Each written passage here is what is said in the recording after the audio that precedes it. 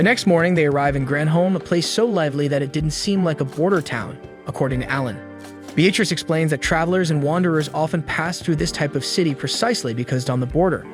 Soon, they all arrive at the blacksmith's house, but it seems that the elf isn't home.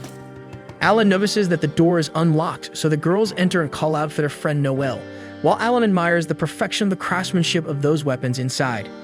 At that moment, Lee screams upon seeing Noelle unconscious on the floor, but Beatrice assures that it's just the elf's usual heavy sleep. With that, the saint heals her friend, and the bodyguard explains that Noelle doesn't eat, drink, or sleep when she starts making a weapon, and therefore passes out from exhaustion. The princess has already asked her to take it easy with work, but she never listens. At that moment, the blacksmith wakes up and sees her friends whom she hadn't seen in so long but wants to know who the guy next to them is. So he's introduced as Alan, one of Lisa's guards who asks the elf to forge a sword for him. However, Noelle has too many orders lined up, so she doesn't have time for that.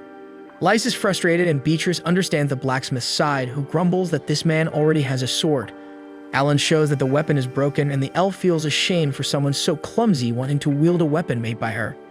However, upon picking up the sword, she notices that it was used to its limit to break like that, which intrigues the blacksmith to the point of her changing her mind and agreeing to make another blade for the warrior. She asks if Alan wants a sword that surpasses the sacred sword, simply the most powerful weapon she could produce. After all, only a few people are capable of wielding such equipment, and Noelle believes Alan is one of those people.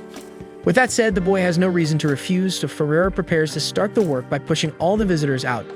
Alone inside the house, the elf remembers Vanessa, a blacksmith she greatly admired in her childhood, and immediately promises to produce a weapon that will surpass the sacred sword.